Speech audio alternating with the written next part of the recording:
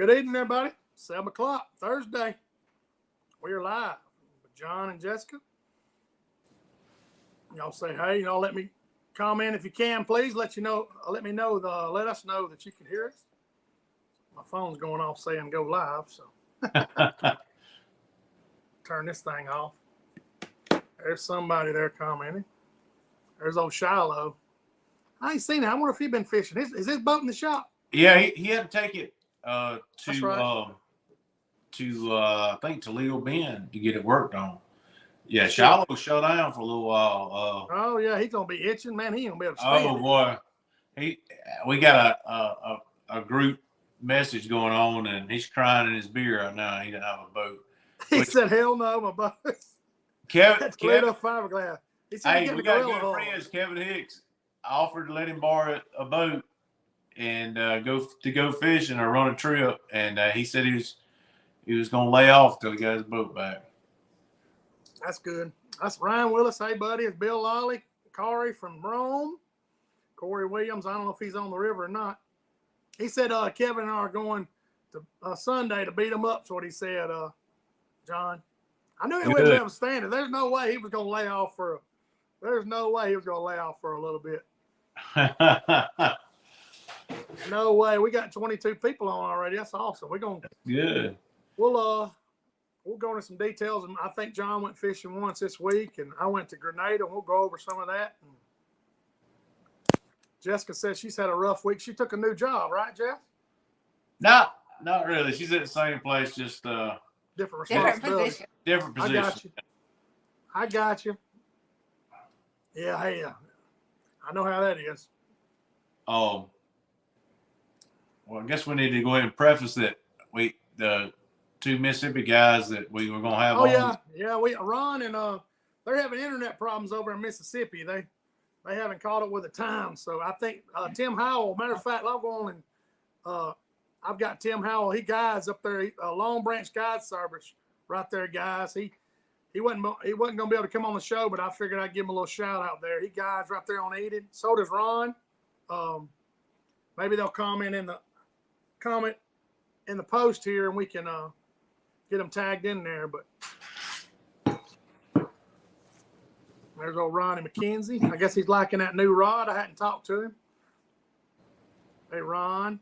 There's Mitch. He said he's going to Blackshear. Didn't make it to the river. Okay. Mitch did? Mitch Blunt did? Yeah, he said he's going to Blackshear. So good. I hope he does well. He and I kind of chatted a little bit about the river. Yeah, he was asking me. I said, man, I don't know if I go to Jordan and go to the riverside, but I imagine I bet the river's gonna be tough right now. I mean, it's got up but I mean, he was asking about quality of fish. I said probably the river. He's Pentecost said he washed his boat. Pentecost he will like comment with the most odd things like, it's been raining a lot. I need to cut my grass. And we'll be talking about something totally different. He's like a squirrel. He's like a squirrel. Yeah. I love Lent. I get that. I'm off. Yeah, Shiloh's saying at least he's got a boat. Shiloh's rolling his eyes.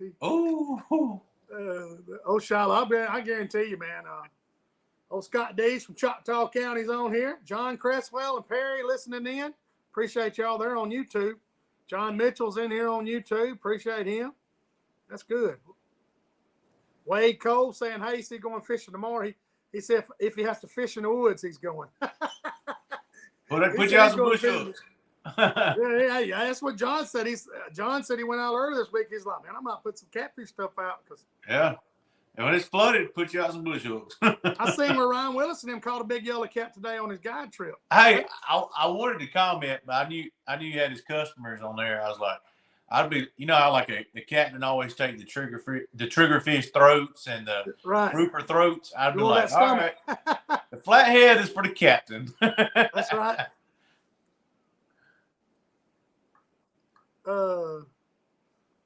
Let's see. I might as well shout out to old Ryan. He's been guiding there, Hog Wild Crappie Guide. He's been busy. He's been catching some fish too. Yeah, he like I said, they had a big yellow cat today. Had a tailgate full. I appreciate old Ryan. He's guiding. Hey, holler at him. He's commenting in the comments. Oh, Ryan Willis, you'll see him in here. Belly meat. There it is. There he is, old Belly. Yeah. He said Jessica's my sugar mama. Hey, ain't nothing wrong with that, buddy. Everybody wants one, and you gotta have one. Exactly right. Hey, it looks like Cagle is getting settled back in good over in Mississippi. He's starting to he showed back up the first day I was over there, John.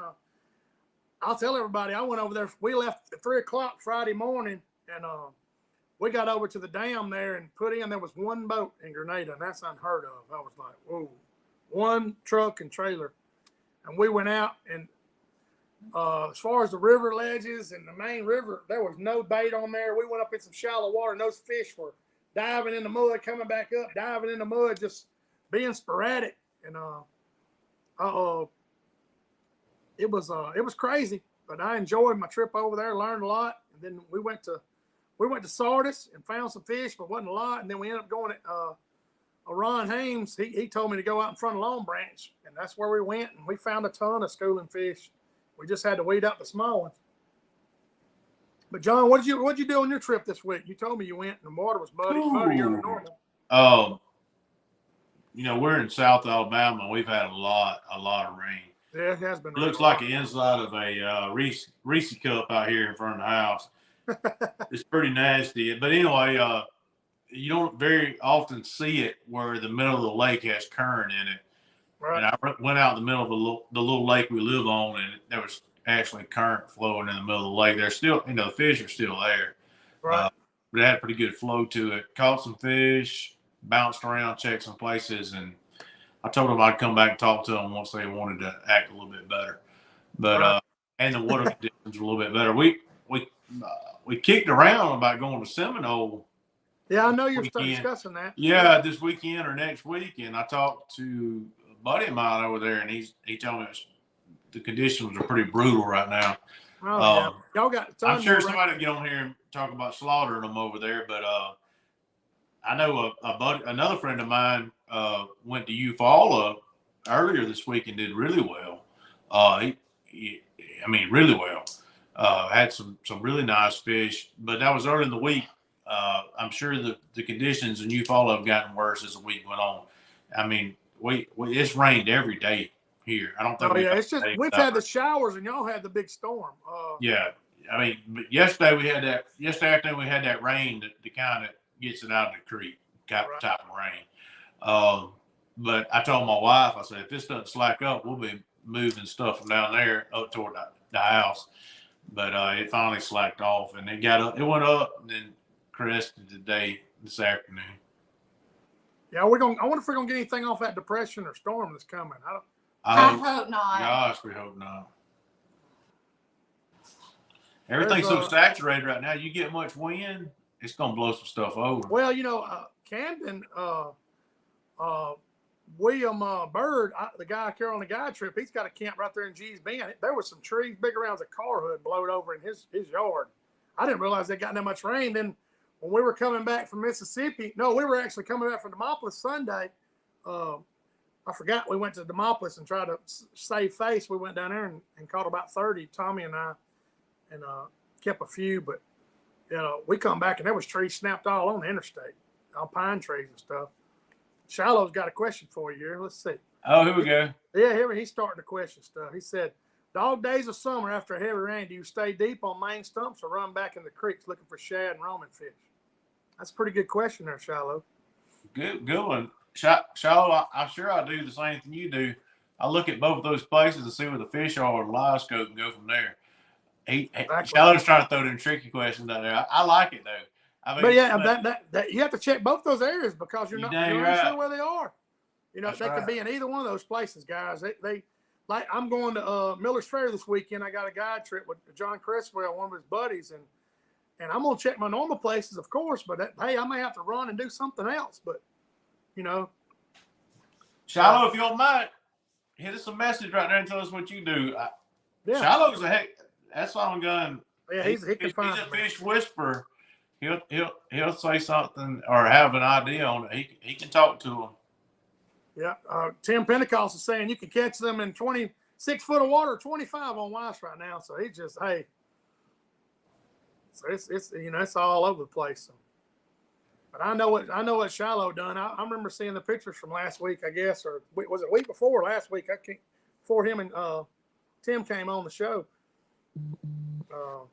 Hey, Tim and I have talked about this off not on something like this, but he and well, all of us have. I don't think they've totally got set up in a summer pattern. I think that they're dragging it along. They're kind of stuck in a May pattern to me. Yeah.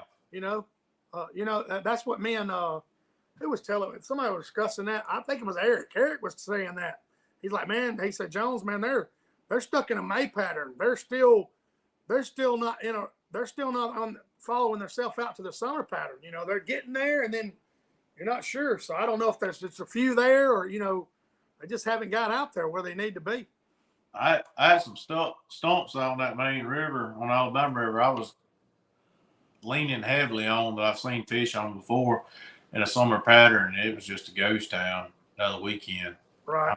Well, that's why Grenada was, John. Like, if you got in 10 foot or less water, that's where all the shad were, and that's where all the fish were. So I imagine they were in more ditches and creek channels that I've never fished personally because I go over there, you know, in July and they're out on the main river.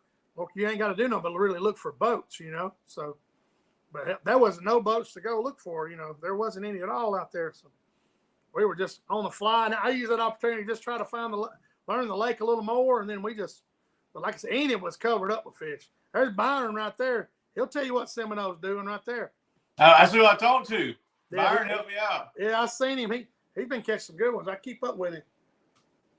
We definitely need to make a trip down there because he's right there.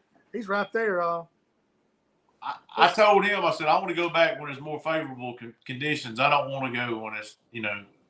Oh, yeah, you don't want to go on this trash. Mm-hmm. Brandon Lutz is asking a question here. John, I hear people talk about finding crappie on the flats in the summer. What does a flat look like on the graph or Namionics? Okay. Describe it to him, John.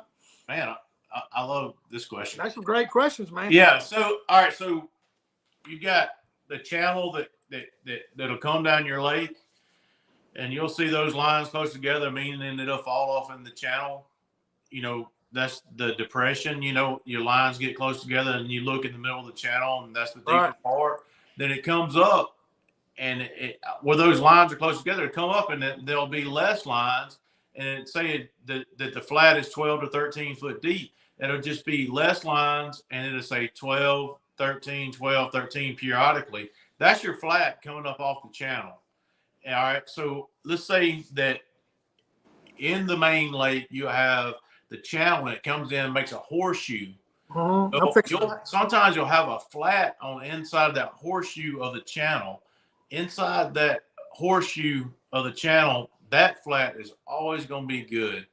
Well, not all. I shouldn't say always. A lot of times it's going to be good because you got a lot going on right there on the inside of that channel bend. And like I said, it look like a horseshoe. And that might be the flats on the outside of it, but where you come up out of your channel that runs through your lake or creek. I'm fixing to put a picture up here, John, of down Alabama River. There you go. Right there. All right. There you go, Brandon. All right. You see how you have that white portion there, and that makes a horseshoe. The inside of that's a flat, and then on the outsides of the white is also a flat. So those fish that come up out of that channel off that ledge and move out to those flats and feed. And then you can see the contour lines where they're close together, Brandon, like he was describing. They're closer together. That means it's dropping off. That's right. That all the right. I know that's a flat because I catch fish in where that is. But I know exactly where that is. Yeah, exactly. It's but that's just a picture. Brandon gives you an idea. I can't really I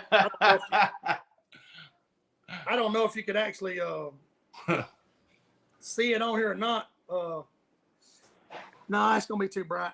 But anyway, like John's saying, that white part is the channel. You see it says 20 foot or 12 foot or something.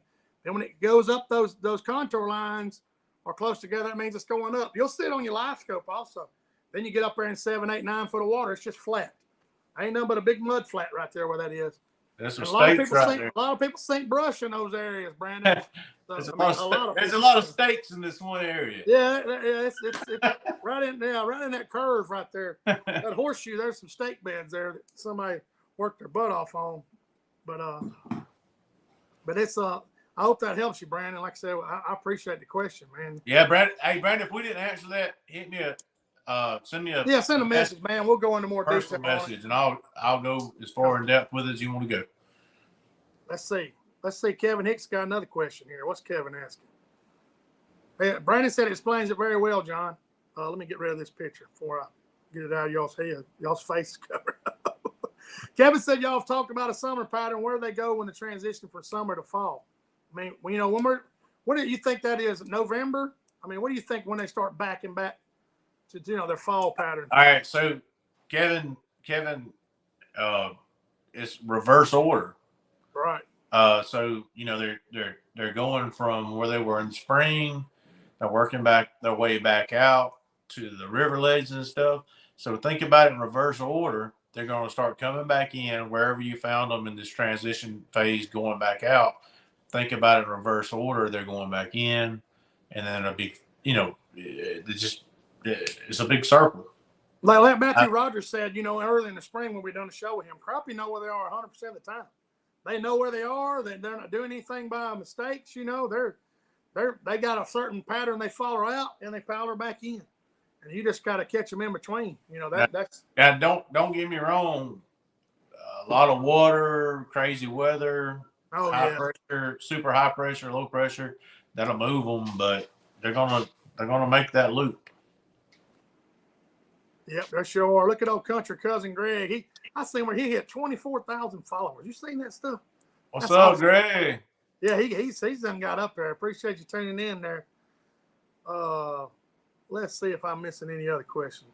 We answered Brandon's pretty good. That worked out great. I was actually, Brandon, looking at that picture on Avionics. I was just looking at it earlier, so because I got to sink some structure this weekend. I hope to get some out. He said they're at 27,000 now. He's blowing up, buddy. That's awesome. I think I told you, Shane, we got us a old pontoon. Yeah, you told me about that. Tell everybody about that. We've been ripping stuff off of it. Got us a gas tank for it today. About to get it serviced up, and it's going to be the brush pile machine. You're just, basically it's going to be a deck, a motor, and a steering wheel, huh? Yeah. That's awesome. Just never go alone to put out brush piles. Yeah. Never, ever. You'll knock yourself in the water. Yeah, I need to tell that story. Seriously. All right, so I got the bright idea one day to go put brush piles out by myself, and to keep it short, I took a big limb to the forehead, about knocked myself out. That ain't funny, man. Center block, and at that point, I was like, I'm never doing this again by myself. Normally, my wife Jessica goes with me, and we put brush piles out together. But this one day, I was feeling kind of gung ho and went all out. Being a little stubborn. Yeah, he's wanting to get out there. Shiloh's got another question here. What's up, bud? It says, Shiloh asks, what type of structure do you prefer? Stakes, brush, stumps, and certain times of year, does one produce more than the other? He's coming on with it now. Listen to that. Yeah, he is. Hey, Shiloh, I don't know. Something about them stakes, like you won't have as many fish on them all the time, but it seems like that holds them hens. You know what I'm saying? When you see one of them big hens, she'll be sitting in the middle of that stake bed. And sure will. It's a good thing. But if you want to take people out fishing to have a good time, put you some bamboo out or some stuff like that, some sweet gums, sapling sweet gums, toss them on together and float right. them, they'll stand up.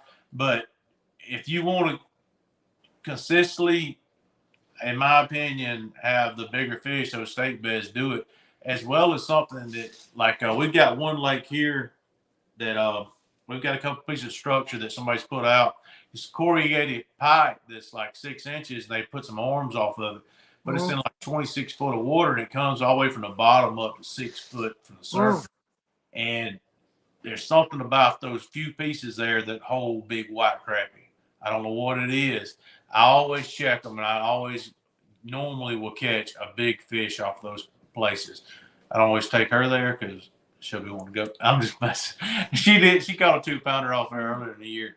But anyway, there's something about those spots that go from the bottom all the way up in that deep water. It's connecting that whole water column.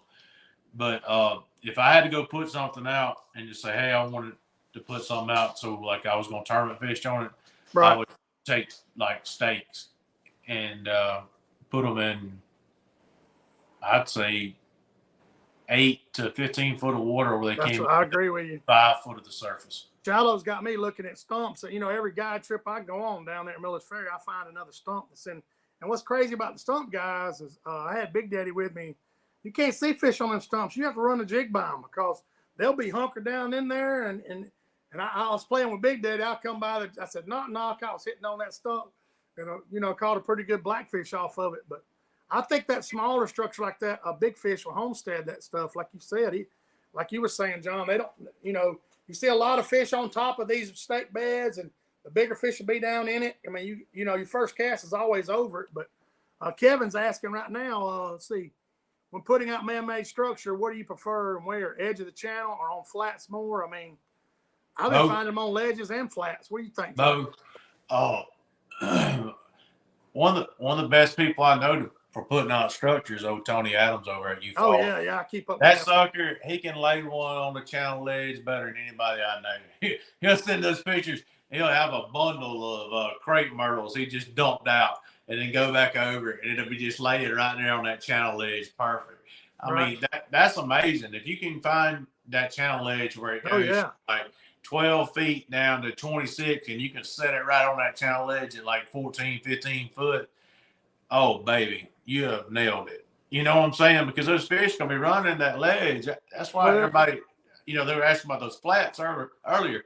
Those fish are running those ledges, and when they find that on that ledge, that's home for a little while, you know. But talking about those stumps, let's say you've got a 2 foot stump, or, you know, just 2 foot in diameter. There's several big fish that can get in the shade of that stump. Oh yeah. And when you bring it over the top of that stump, and that fish sees it come over the top of that stump, he's ambushing. He's coming out of that shade and just, you know, and you might not see him. You might be looking from the sunny side of the stump to the shady side, and he's on the back side of it. You don't see him, so you got to make that cast to try to, you know, pull him out. That's right. They say Larry Herron's asking you a question. Appreciate you. What do you? He's asking a question on YouTube. YouTube. He said, "Where can I buy one of those rods that you call a Fat Man rod?" And they're describe. That's outlaw pole. But go ahead. It's out. Yeah. All right. So you can go to you look up outlaw crappie poles on Google. Just go Google it, outlaw crappie poles, or you can go to CT Ward in Camden, Alabama. They stock them. Yeah. Andalusia Marine, and here in Andalusia, Alabama, stocks them.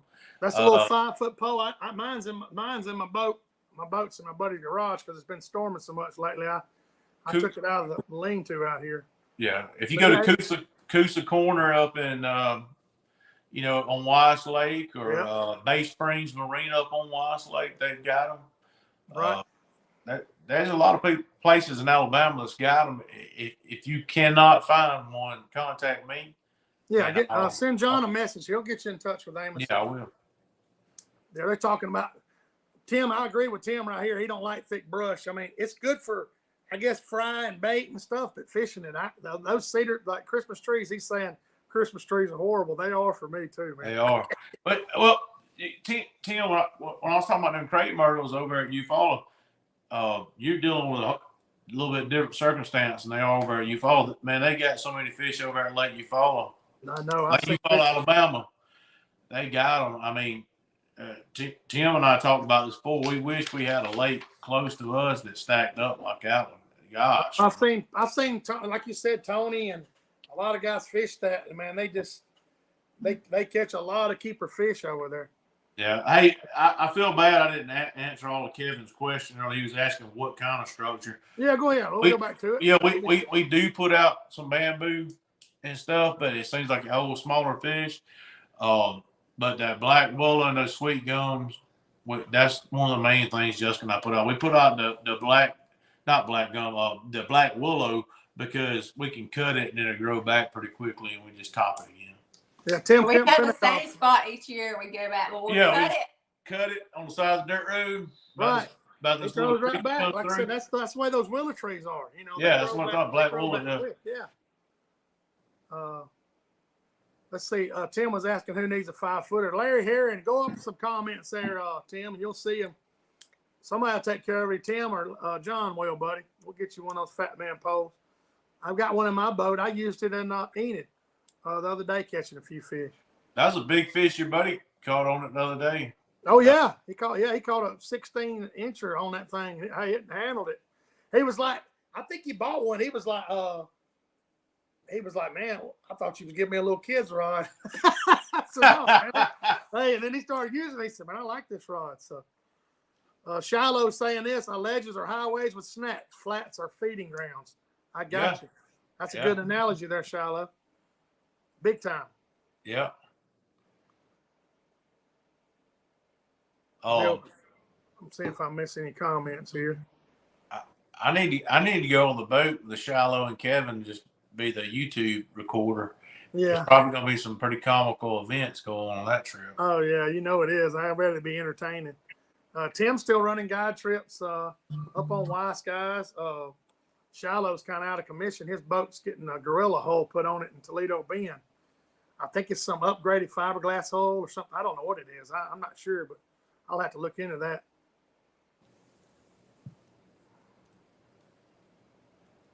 He said he's going to airmail a few. What if Shiloh's talking about?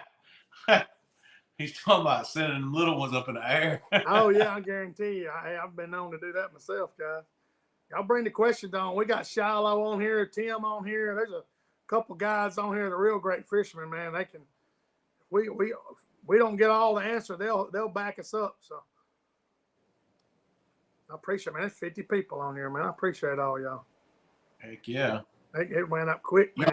You want to hit a few sponsors right quick? Well, I got a little. Yeah, we'll hit a few sponsors. You go ahead and do Andalusia you want to. They signed on with us, guys. We're going to thank some of these sponsors as we go along as a show. We always try to do it as we go, guys, where it doesn't. We don't want to weight you down at the front of the. We don't want y'all sitting there listening to us. We appreciate all these sponsors. There's Andalusia right there. Go ahead and tell them about their little boats and stuff, John. Okay. Andalusia Marine Power Sports. It's your full line of any kind of boat you want. You got bass boats, stick steer from the front, boats. They make the ultimate panfish. Man, they sell the mess out of it. I think that's a good looking boat, especially somebody that can't get around real well. Yes, I mean that boat. When you get to where you're going, you're already up front. You're fishing. I need to put a picture of it on here. As a matter of fact, I may do that. Just keep talking. All right, I'll show you that boat. Andalusia Marine also has a full line of any electronics you want. They install them. Any motor, if you want a motor right now and you want a good deal on a Yamaha motor from 2.5 horse to 115, they got it in stock. I've seen that where they're come see them right now. I had to repower my smaller boat. They did an excellent job. Any electronics you want, like I said, they've got express boats, they've got veranda pontoons, as well as the stick steer boats, and so anything you need, and they carry the Outlaw Crappie poles now. That's right down there in Andalusia, right down there. It's worth the drive. Guys, if anybody sponsors us, or me and John and Jessica affiliated with anybody, they're good folks, guys. We're not going. Well, I tell everybody, if you go in there and you hear us talking about Andalusia Marine on CrappieKast, if you buy a boat, I'll take you out there and set all your electronics up on it. Exactly. That's worth. People don't realize what that's worth. That's worth you a lot of. That gets you ahead. That's right. A lot of time to see. Shana tell you that learning to use that live scope, that learning to use that side image. I know people that fish tournaments to this day. They don't know how to use side image, and all they knew how to do is go out there and drop that live scope and just guess. But I'll take you out and show you how to use your side image and live scope and the whole 9 yards. If you that's what I utilize my side image at a ton of Grenada because I knew I was in shallow water, and I look for stake beds. That's the only That's the only what's Shiloh asking right here? Lines. What type of lines for different scenarios? That's a good question too. Me personally, I cast with the K9 braid, that smallest braid they make. Right. And then I use a Seaguar 15-pound fluoro on my long rods. Right. I like that fluoro because I can flip it off the tip. Don't get a lot of tip hang up with a 15-pound, which there's a lot of guys using that now that are really, really good. But as far as casting, I like to cast with that braid because you can see that braid on live. That's what I use. This cast king braid. It's 8 pound. It's small. I got some line. I got some K9 line also. But the only thing about that braid is when you're casting is if you're getting some wind, it picks the wind up and you'll get a big wind loop in your line. So you got to really pay attention to what size jig head you're using when you're using braid for casting. So if you're throwing a 16th and you start getting some heavy wind, you're going to have to bump down to that 8 to keep your fall like you want it and stay on the brush pile. Yeah, that's right. You'll get a big wind loop in your line and you'll lose contact with your line. It's not falling as quick as you want to. So that's just something to pay attention to. I'm glad Scott made this comment. Scott D's man, they're running a outboard marine mechanic thing at a Coastal Alabama Community College. My guys, that's right down there in Foley. He's saying anybody got young folks wanting to go to college and learn to become an outboard motor mechanic, come on down. I mean, that's man, there's only 2 guys around here that work on that I trust to work on boats, up around my area. And I'm sure Andalusia Marine's probably looking for mechanics now. Hey, Shane, let me say this right quick. Now, I feel like a bad guy if I didn't, as good as they are. Go ahead. Andalusia Marine is in desperate need. I'm not going to say desperate. They're in need of a good rigger to come work on boats. If you want to work at a good place, Andalusia Marine's looking for somebody to come in and help rig boats. They'll give you some leeway if you don't totally have it yet. If you got a good work ethic, they'll work you into. Yeah, that's a good. I tell you, even if you're unsure about what you want to do for a living, you can go to college there and learn how to work on outboard motor. You can do it on the side from your other job. Absolutely. You could change oil on people's boats and make several $100s a day. I mean, I can change my own oil, but if some guy's gonna come down there and say, "Hey, man, can you bring it by here and do it?" Somebody could go somewhere like Lake D'Arbonne, Louisiana, or get around the big lakes in Mississippi. Oh yeah. Open up something to do lower units on boats, right? Because people are ripping lower units out of those lakes with all that timber. That's right. He said, Scott's saying they have 14 apprentices working this summer and we'll finish up college. But that's awesome by Christmas. I've seen it, but I appreciate you bringing that up, Scott. You need to bring it up every show and remind us, man. That's a great opportunity for kids, guys. Coastal Alabama Community College, outboard mechanic. They're teaching it. I seen a question by Kevin right here. I know we jump around, guys. We're trying to answer all the questions. He said, y'all talk about downsizing in the summer. What bait do you prefer, plastic or hair jig? Oh, man, I start throwing a lot of hair this time of year when it gets hotter. What do you, John? What do you do? I start tying. I tie a lot of jigs. I know you tie a little white and black. My friends, yeah. I tie a little tiny hair jigs. I bite down the ones I already got. If the wind will allow me, I'll use as light of jigs as I can to slow roll it over the top of the stuff. Right. Just because something about that slower, smaller presentation with these hard-headed fish seems to get more hookups. Yeah, it might just be in my mind, but it happens year in, year out. Yeah, it's Kevin. I mean, whatever you got confidence in, buddy, you get a little hair jig and you're catching a lot of those stubborn blackfish, up at Daly Henry and up where you fish, man. And I'd rather throw plastic. Kevin, he had a tracker on you today, buddy. He's calling you out. Shallow said he ties, but I have yet to have the 6 he asked for. He said he got to steal him when he goes over there and y'all stay at the neck. He just goes start. Yeah. That's funny. I've got some little jigs I've been using, little little 1.5 inch. I've been throwing 1.5 inch for about a month. You know, that blue, of course, it'll be out of play this weekend because Don Gartman's asking who sells a good weedless jig. Man, Timmy Tom's, they sell a good weedless jig. Don, I buy those a lot, and the guys that I guide, they throw them a lot. We don't tend to lose too many of them, but it's called Timmy Tom's. If Big Daddy's on here, he'll probably put the link in the comments. He's real good about that. I mean, I still use those Big Bite. Oh, Big Bite, yeah, Big Bite makes a good one too.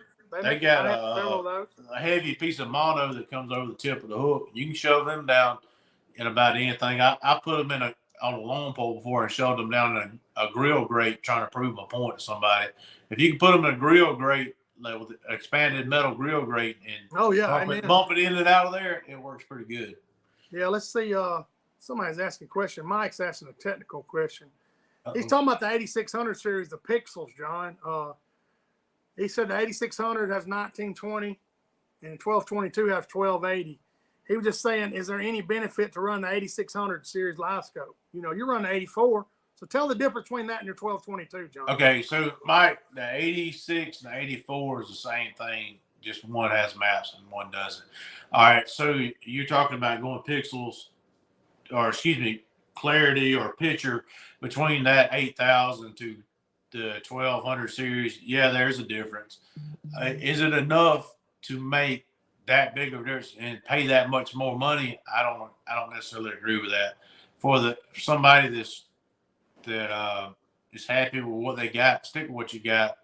Man, when you go into that 8,000 series, they just tear you up. I got fortunate enough. I had a really nice person that I took out on an electronic strip that was working for Bell Helicopter and had a real good deal with Garmin. And that's I remember that. Yeah, I love the 8,000 series.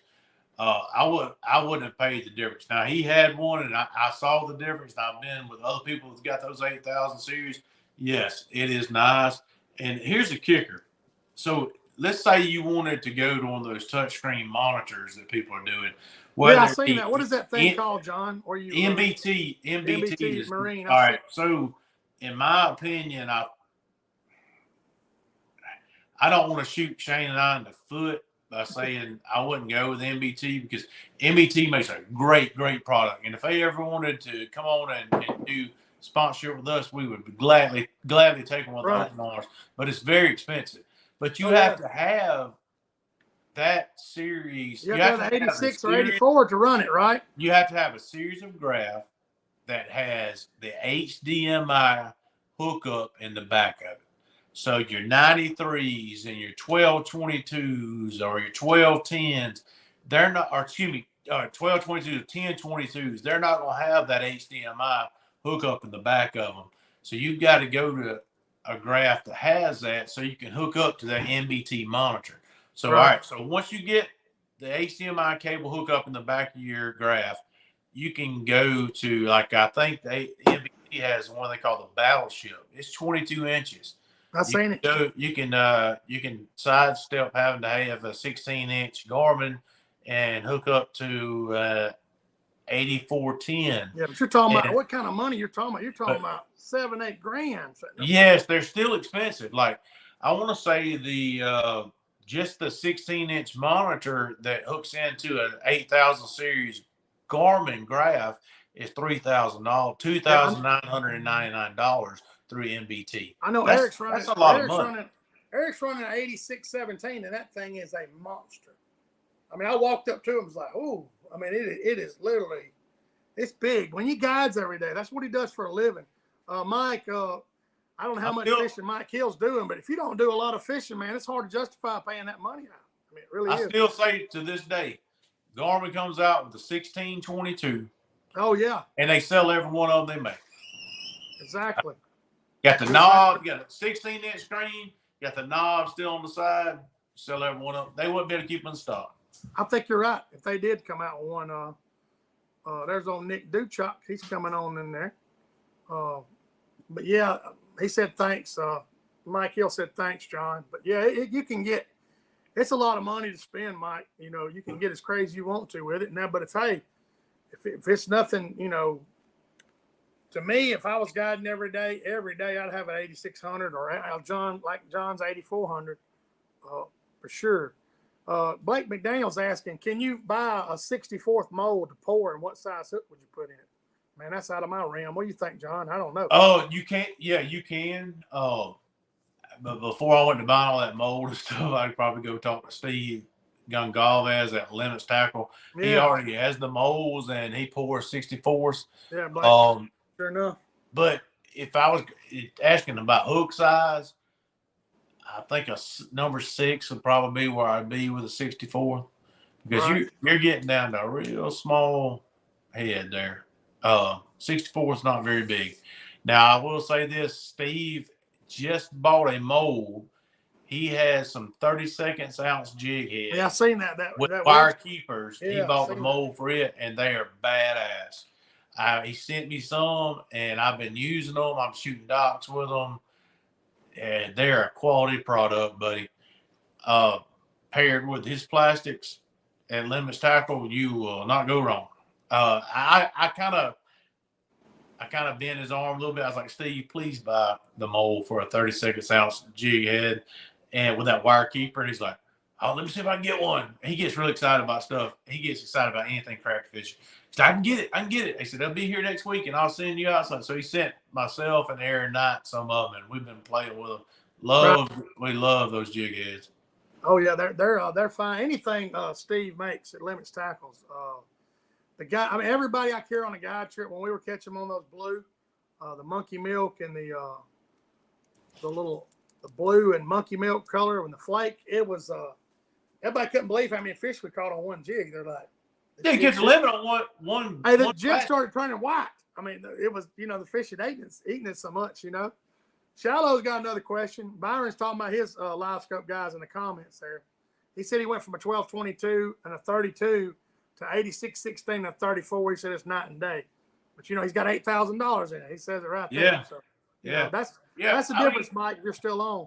I tell everybody, there's a difference, but for everybody that can just normally, what I'm saying, it's a lot of money. I'm not saying. Hey, it is a lot of money. Don't get a divorce over buying a damn Garmin grade. You know what I'm saying? Amen. Hey. Shit. Here comes Shiloh. He's on a roll. He said, how do you start process of breaking down new water, John? At home with Google Earth, using the back in time features, looking for low water levels. I just went through this at Grenada, Shiloh. I wish I was around Shiloh right now. He's trying to be funny. No, if you want to go and be competitive somewhere, you got to start before you leave the house. Right. You got to get on Google Earth like he's talking about, and if you're going to the Alabama River, like where we just fished, the maps, you can forget it, bud. Oh, it's awful. I mean, there's nothing there. You got to be creative and look at stuff and look at old Google Maps or whatever, or old Navionics maps, or look at what's the Onyx Hunt maps. Something that might have different maps at different times of the year. Yeah, so I'll share this picture. Hey, I see this ditch that went through here, and maybe there was some water running through. There was some clean water over here at this time, and look at different settings or different pictures of where you're going to fish, because even Grenada, there's pictures of Grenada when it's down. I'm fixing to share it right here.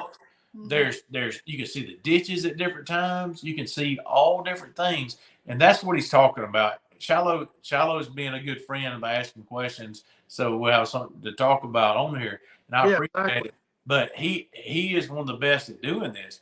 Before he went to the Alabama River, Shiloh had went and he had studied that lake or that river system and knew it, and that's why he picked out some places that we don't normally fish. That's right. And whooped our butts.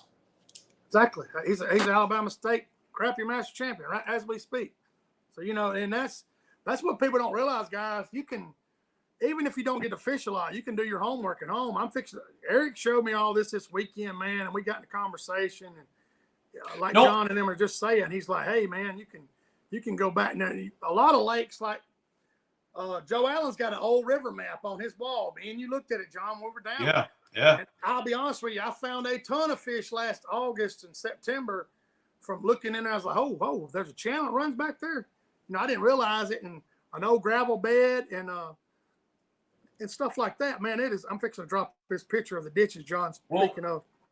But it's, you can, let me get on here and put it on here where John was just talking about this, guys. A lot of places you go, though, Navionics is fine. I mean, you'll be able to go anywhere you want to go up to 1 foot, 2 foot, you'll be fine. But there's certain places in the United States, and Jessica and I have been fortunate enough to go, like, over a lot of the southeast United States, go fishing.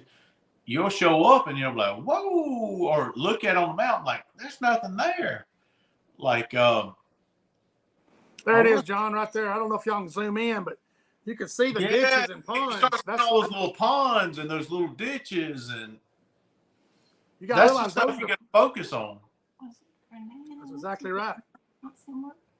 But Shiloh's saying he had 14 and a half hours of studying before he even went and seen it on his own eyes. He's just looking, you know. So a good example. So, like, if you're used to running around using a Lake Master chip or something like that all the time, and you go to Lake Darbone, you go to like Lake Darbone, you got to put that Navionics chip in there, bud. Yeah, I got one right here, John. Because John and Jessica came down the 1st of October last year, and I was complaining about Lake Master not having some of those creeks mapped out, and I was like, man, this thing sucks. It's $150, you know, and somebody just half-assed went in there and stopped in the creek. They want to go in there by the stumps, you know. Yeah, they did. They said Navionics has it. There's my card right there. I got to download it and everything. But Bill Lawley's asking what Bill Lawley, what he's doing, man, is you have to find, you know, like Navionics, like we're talking about. This map card has a lot of those creeks that I've carried you in. I've seen you fishing in. The creek channels and all is marked instead of being just blank red or whatever, you know, the way they do it. But there's some studying involved in this. It's no different than hunting, man. You can break down, you know, if you know where a thicket is, and it might be thick to, you know, it's just the same way. Well, it's not just one application that you go to. You can download Navionics to your phone. That's right. I got it on my phone. You can use Google Maps on your phone. Eric was saying he's going to carry his iPad with him and mount it up there and get on Onyx and match up the ditch. I mean, that's a great idea, you know. It's not, I mean, you got Google Maps, you got Onyx, you've got Fish Smart, which is the hummingbird app on your phone. Corey's asking right now, can Navionics be ran in hummingbirds? Of course it can. John, yes, it can. That's what this is going in my Helix 15. But all right, so let me explain one thing. Go ahead, explain it, Corey. Go ahead. All right, so if you're using a bird unit and you want to hook it to your trolling motor and run a contour line, you got to use that Lake Master chip.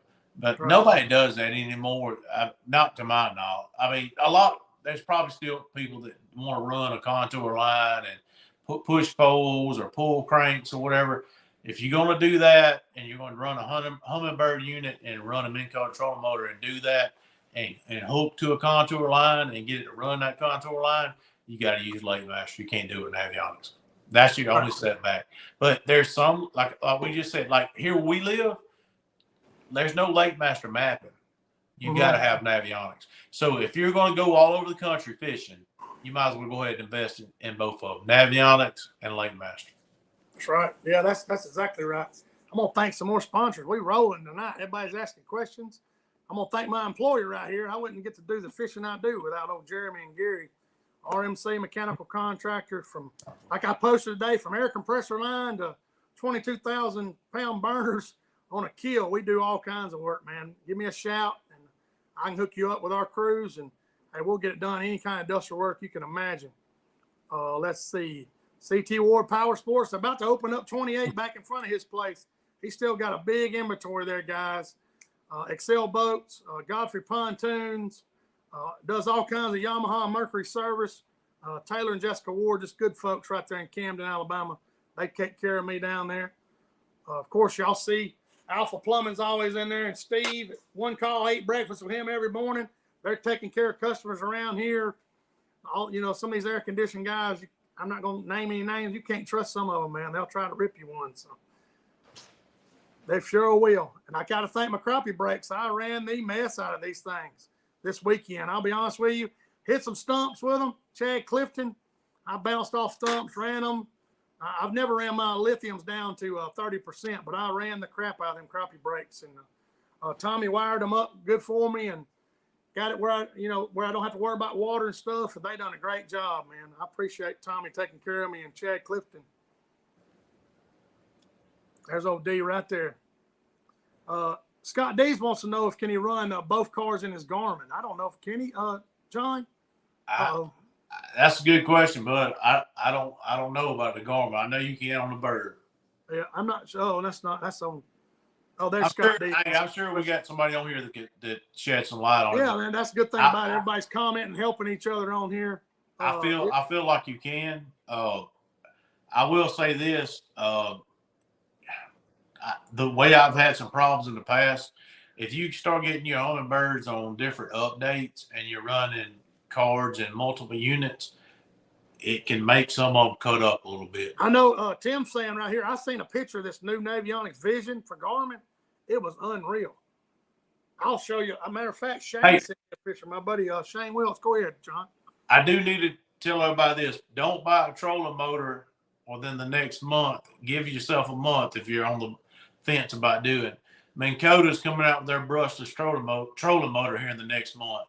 So if you're thinking about buying a trolling motor, just pump the brakes and let's just see what I'll try to have y'all a review as soon as we can get one out on it. I don't know how soon we can get one, but as soon as we can get one, we'll play with it.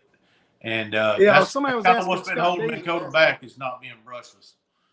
Right. Let me add this picture. This is the Vision that Tim's talking about. Shane sent me this. Let me see if I can add it here. It is excellent. If you run Garmin side scan at your helm, there it is. Look at that picture, John. Look at that. It's unreal. Holy crap. It's so detailed. That is a Vision. What is that? What was Tim saying? It's unreal. That new Vision stuff. Tim's answering y'all's questions. They're doing us a favor in there, but that's what he's saying. That new Navionics Vision for Garmin. That's it. So if you got a Garmin unit, was Scott D's talking about that? Yeah. Tim, if you will, post one with some waypoints on it so I can look at that too. Just to see what that looks. You know what I'm saying? That's awesome, man. I appreciate y'all these fishermen helping us out in these comments because we're fumbling around, jumping around, but Vision Plus does have the Upper Alabama River. Kevin Hicks says right there. So good. Tim's laughing. He's laughing at your waypoint stuff. I bet I know. I wonder how many waypoints Tim Pentecost has on Wisely. Hey, I need somebody to give me a pause. All right, so we need to put this question out before next week, Shane. Let me find Scott. Go ahead, buddy. All right, so anybody that's ever been below Montgomery, from Montgomery to Henry Dam, can y'all give us a positive location of Gun Island Chute? Because Gun Island Chute. Gun Island Chute. Because, all right, if you'll go on the map, it'll be in like 20 different locations. And it's been a running joke between all of us. Like, everybody, like, oh, I'm at Gun Island Chute. And it's like, everywhere you go up and down the river is Gun Island Chute. so we want a positive location. I got you. Shiloh reminded me before we thanked all our sponsors. He's really he is on it tonight. Yeah. He said before you go to these fisheries, do you look at the type of forage the fish will be eating? Different kind of shad, minnows, toughies, creek chubs, or bugs. And that's a in-depth question, but it is a great question that we need to share. Shiloh said he won a Gun Island Chute. Go ahead and answer that, Johnny. I'm simplistic. I throw a few things, and that probably is part of my problem getting my butt whooped. But I know, like when they went up to like Dale Holland and stuff, LY or LY or whatever it's Yeah, called. that's right. The L-Life. Yeah, that's right. It's like a purplish monkey milk looking bait. And I remember him talking about that on the show. I think it added to a lot of people's success. Like around here, if we're having a fry hatch or a bug hatch, I'd probably swap with something similar to that. I've seen a few mayflies down there in Demopolis Sunday, and them Martins were giving them hell, boy. They was eating them things. That's the biggest protein source for our lake, I think, is all the fly hatches. I believe it. Yeah, that's Kevin. No, Wesley Cole's accusing Tim of sharing that vision map. My buddy Shane, they win a lot of bass tournaments up there, Wesley. That's where that picture came from. Nobody. You don't have to worry about me coming to pick with you, buddy. I promise. Oh man. Did Shallows ladies selling minnows for all the pieces? He did. Yeah, that's what he says. He said minnows are still $5 per minnow when we stay together. For your information. Gosh. Hey, so everybody went to go buy minnows that day, and he got the last ones. He's trying to sell. Oh goodness. He's an entrepreneur. He was taking advantage of the situation. This supply and demand. Is that right, Shiloh? Hey, next time I'm grilling pork chops, I'm gonna be like, they're $50 a piece. Yeah. And chairs about 200. Yeah. Oh yeah, the chair. I seen somebody talking about the chair incidents. That's an inside joke. Hey, y'all come on with your questions. You got Shiloh, Tim, Wesley Cole fishing, Kevin Hicks. There's a bunch of fishermen on here, buddy. They didn't answer the question. Corey's on here. Wesley's on here? Mm-hmm. Is Wesley on here? Yeah, Wesley Cole's on here. Everybody's on here, guys. That's good, man. They're answering questions for us as we go, man. Joe Allen Dunn, he's on here. Dunn Sports. He's got a sale on them bubble blades down there. I seen him posted earlier. So I want to give Wesley a hard time, but I'm being nice. Oh man, it's been a good show. I like shows like this when your friends get involved and they ask questions that people are thinking and don't know how to ask it, and we appreciate it. I want to ask, has anybody here had the Bubba scale? Yeah, the Bubba Scale Pro. Has anybody got it yet? I don't know. I've been thinking about buying one, but I don't. All right, so here's the deal, Shane. What we need to do is we need the people that buy them. We need to start a list. All right, so you and I can start an app on the app on our phone for them. Okay, yeah. And we can start a weekend tournament. Oh, okay. And you can do it through the app, and it connects to the scale. And then next week's episode, we could have like a read off from everybody that was entered in it. That'd be cool. I mean, it's just off that scale. I mean, like cool. You can start it, I can start it, and it'd be pretty cool to see who has big fish or whatever for the weekend.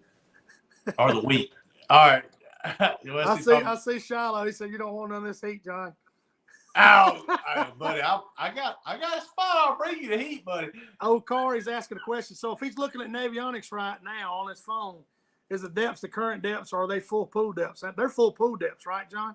I mean, on Navionics, they're full pool. Yes, but you can adjust it. Like, all right, so wherever you go, look at full pool and see where it's at, and you can adjust on your graph, bring it down. Like, say you go to Weiss and they have it 6 feet down for the winter.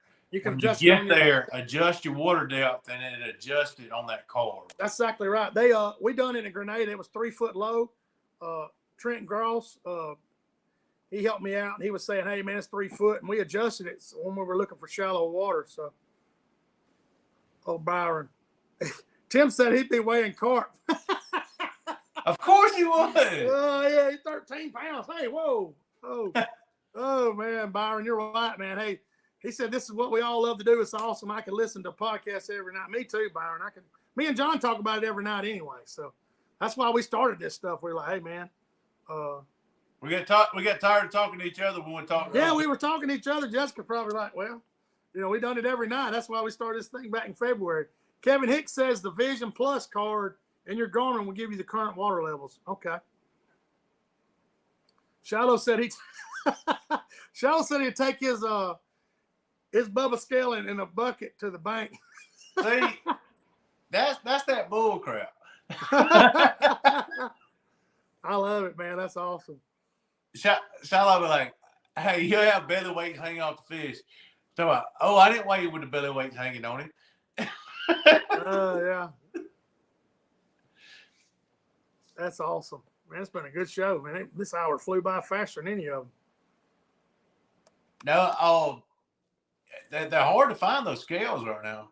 I know y'all talk about them. I haven't seen one, but I haven't tried to order one either. We weigh some fish, when when I'm guiding or something, somebody catches a pretty decent fish, they want to know, we try to guess. And this time of year, man, you catch something over 2 pounds, you've done something, it's. I usually just tell everybody to speculate. If we weigh them, then that's what it is. Right. There you go. Tim says you can order the Bubba scale. So the tackle box, and Kevin says the tackle box in Oxford has 6 of those scales today. So maybe they're starting to show up. Maybe there's something to it. Let me make sure I ain't missing any questions. No, I'm saying not anymore. Kevin just said it. Oh, yeah. No. Scott D says Village Jewelry and Sports in Butler has some Bubba scales. So that's good. That's good. Man, I appreciate everybody being on. Man, we had 50, almost 60 people on here at one time. This hour blew by, guys. That's awesome. It's fun when you're having fun and sharing information. You really don't have to hold back any secrets because it helps out a lot, guys. When you got good fishermen like this, some of them fish for a living and some of them fish a lot, and they share information, and it's just, hey, there's a wealth of knowledge on here. Where you fished out this weekend, Shane? I got to go to Miller's Ferry. I'm carrying John Cresswell, one of his buddies.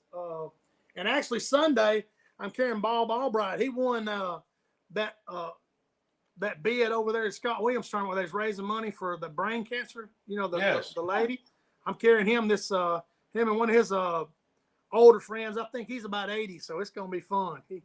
We're going to try. I think I'm going to carry him to Nemopolis Sunday, I hope. So I hope to get down there. I'm going to try to fish Miller's Ferry. We need to get an update on that's Joey Mullis's wife. Right. Need to get an update on her and see how she's doing. I think it's Brittany. Yeah, they raised a good bit of money for her. I remember it was right up there. That's who I'm carrying. Bob Albright, he won the bid, and Bob Albright's wife passed away of the same thing, a few years ago. So he felt led to donate some money, and me and him and his buddy, we used to fish together a lot. So we're gonna carry him Sunday. But me and John Cresswell and his buddy hope we get into the fish. Where are you planning on going this weekend? Somewhere. Amen. Jessica said she got to get out. Those new assignments at work are. So we're gonna go somewhere. Well, come on. If the water looks good, if I get down there late tomorrow evening and the water looks good, I'll tell you. So if I see enough fish, come on up. Yeah. We got a little secret spot we get honed in on, but we're gonna see. we found Kevin Hicks you may know this question, Kevin. I'm sorry, but I seen when you asked it earlier. He said, "What's the difference between an XSV and a non-XSV model?" You know what? It's just maps. Maps. Okay, Kevin. Okay. Yeah. So a 1243 has maps and a 1222 don't, right? So you can get a 1220. You can actually get a 1222 XSV or non-XSV. Okay. All it is maps. There's Blake McDaniel's asking what kind of stand y'all using for the Carmen? Something satellite view. I don't know what it is. But anyway, it's just different map. Blake, I'm using a stowaway. John, you're using what kind of mount are you using?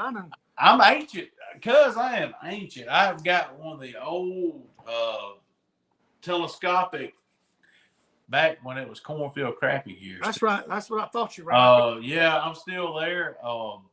Go what you know, I guess. Oh yeah, they work. So I ran into Eric and the owner of cornfield crappie gear on Grenada one day, and we was shooting a breeze. Mark Riddle, I think it is. Yeah, that's right. Eric said, "Yeah, Mark said you need to update your gear." I was like, "I'm going what I know, bud." I know. Beatdown makes a great one. They're a little on the high side. They make a great one though. Stowaway makes a reasonable one. I haven't broke mine yet, and I've been running the mess out of it. John's had that cornfield crappie for a while. Well, think about it. I've had that son of a gun for over 3 years now. Same one, and I hadn't broken it yet. What does that tell you? Yeah. That's quality. I mean, you know.